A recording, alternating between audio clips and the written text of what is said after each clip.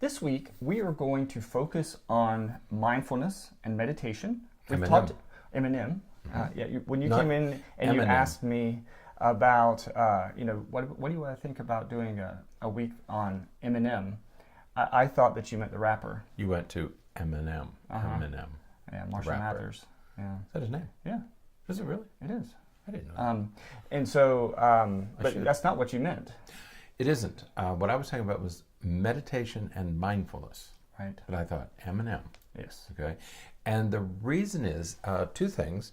I ran into an article as I was reading through some things, and it was about don't accept the backlash against meditation. Right. There's been the article was about a lot of discussion today about meditation and mindfulness and all that stuff. And like everything else, there's a movement against. There was an article published last week about the fellow who suffered liver damage after taking green tea extract supplements, and it damages it. So we get this, it's very good for you, but then there's a backlash against it, whether almost no matter what it is. Okay, they tout the benefits, and then we hear about the negative aspects of it. Well, and I think what happens is that so often we have these recommendations that are generally good for most people, but then you have those, idiosyncratic reactions to it, and then those get publicized and really pushed out there, and then it's, so maybe it's not so good for you. And with an article like this, the fellow with the liver damage, how much did he take, in what form, where did it come from, and all those questions arise. I mean, he was taking an extract. So if you drink green tea, that's one thing. But if you're taking an extract and it's concentrated, you're asking your liver to deal with it. And no matter what you put in your body, your liver has to deal with it. Right. Too much of anything, even vitamins. Even water. Right, will do this to you. Yeah. And so there are a number of unanswered questions with that. But we understand that there's often a backlash against. And so now we're getting a little pushback on meditation and mindfulness now that it's been in the news so much. And the author said, don't do that. And we're going to talk about that later in the week. Yeah.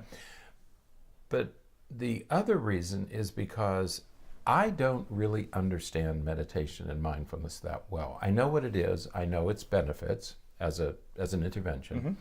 But I suddenly discovered that I really don't understand as much as I should about this procedure.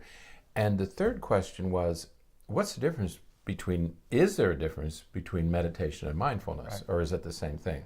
So that prompted a discussion of maybe we've got to take a closer look at this and see what's behind the curtain. So we decided to begin with what's the difference between meditation and mindfulness. Right. So there are two articles linked in the show notes, one from the Chopra Center and the other from Vitality, but it's I can't remember the name of it's from Medical Daily. Medical Daily, right. It was another online magazine. And so there's two articles that talk about the differences and similarities between mindfulness and meditation. And I do think that this is a great place to start because they are often used synonymously. Right. And they are two different things.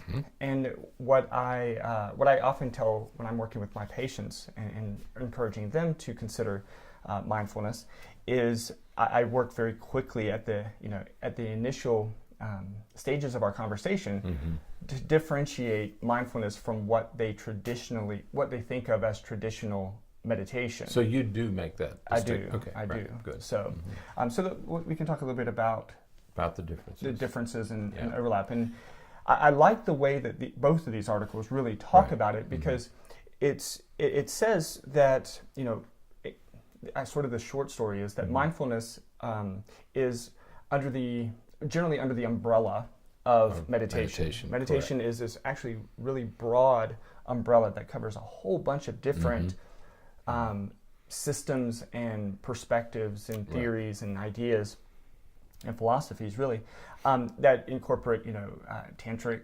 and deep breathing and other forms of meditation.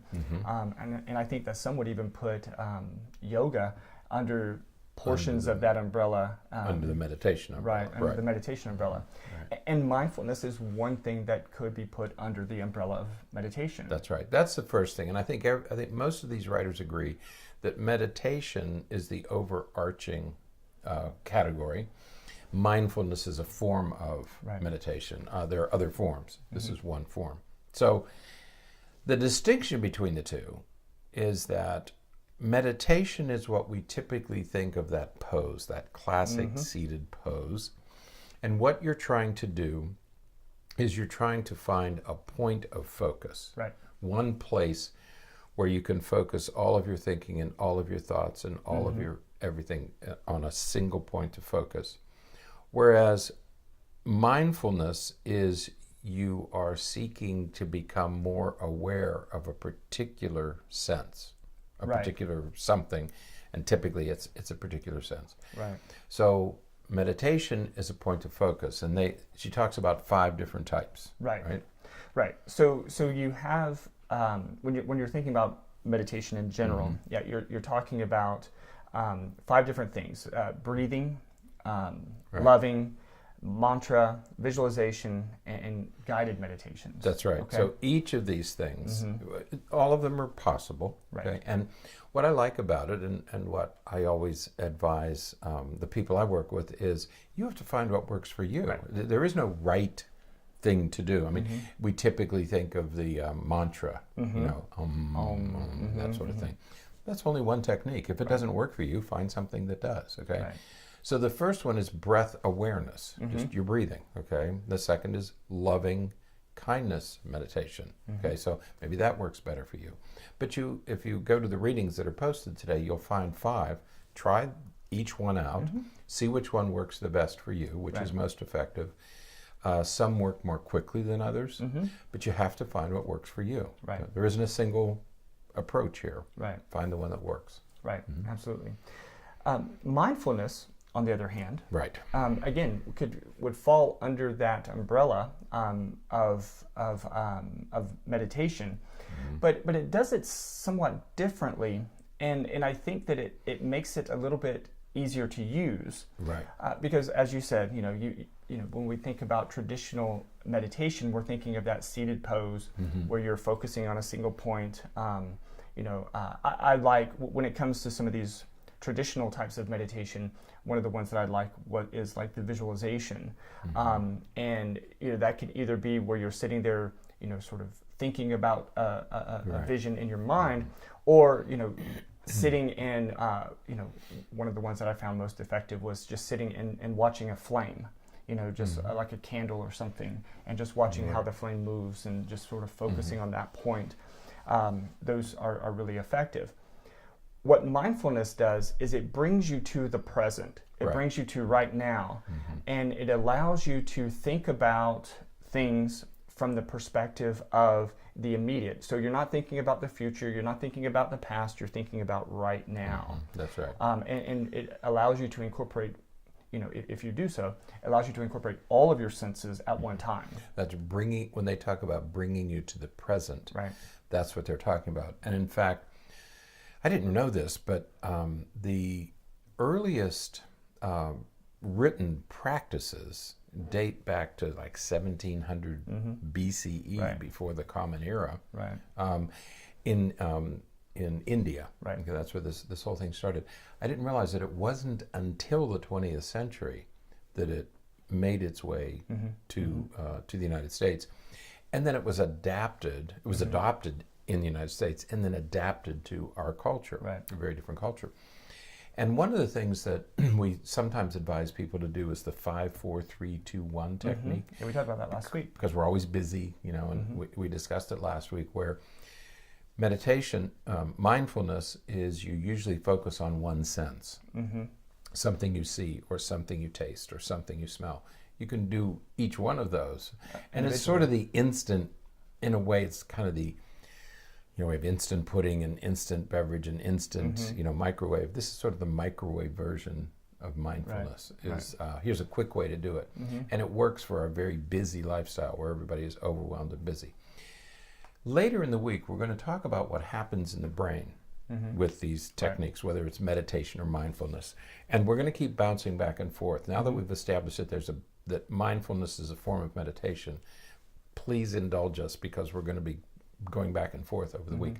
We're going to talk about what it does to the brain. Mm-hmm. The immediate effect is it clears your head. Right. You know, all of us have this noise. The mental clutter. Right. The clutter that goes on in your Mm-hmm. brain. And the clutter causes stress. Right. Okay. When you're working and you've got all this stuff going. And also,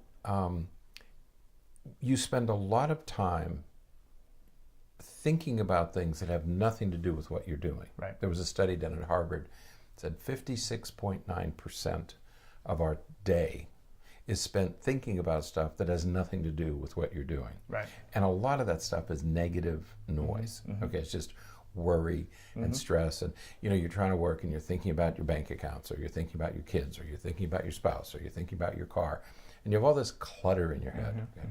The first thing that mindfulness or meditation, whether you meditate and go for a single point or mindful and go for the present, is it sort of forces your brain to clear all that clutter out and get you back and refocused. Okay.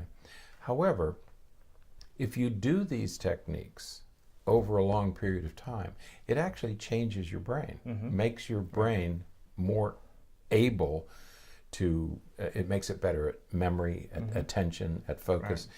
So there's two benefits. One is immediate, one is an acute effect, which clears out the clutter. Right. The other, though, is a long-term effect. So whether you're doing it for short-term or long-term benefits, it's really worth doing. And I would encourage people to investigate mindfulness and meditation and what will work for you. Right. It's going to be different for everybody. Right. I won't touch a lot of these. I'm just not part of my personality. Right. But there are other parts that are and that I can do. Right. So everybody will find some way to do this. Right. Yeah, and I think what I really like about mindfulness is it is something that you can do anywhere.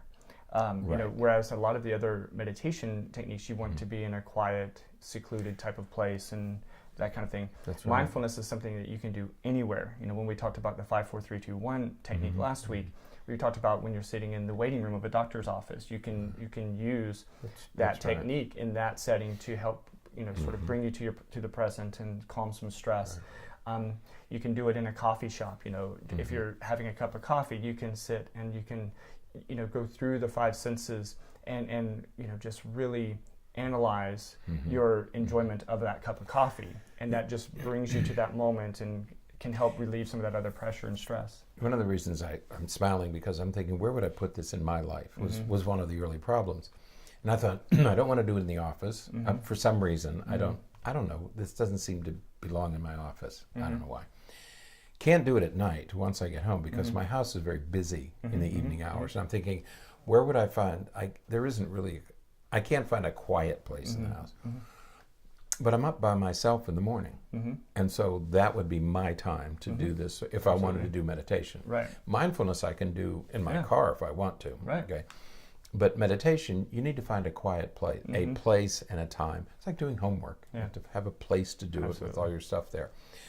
But again, you can fit this anywhere into your life. I used to run every day, and that's when I did a lot of this meditating, because it was a perfect. I was alone, and you're just out doing things, and so you let your mind drift, and it worked real well when I was running. I don't know whether the benefit was more from running or from meditation, or both. I did both. Yeah. Right? But find what works for you. Don't think of this as, oh, he's a tree hugger, this is hippie stuff. It's none of that. See what works for you. It's really useful, short-term and long-term. And the science is very clear that it's helpful. The science is undeniable. We'll talk about that later in the week, but it's undeniable. Absolutely. The benefits are undeniable. Absolutely so. All right. Well, that is it then for today. Thanks. Until next time, stay happy, stay healthy, and forget to be afraid.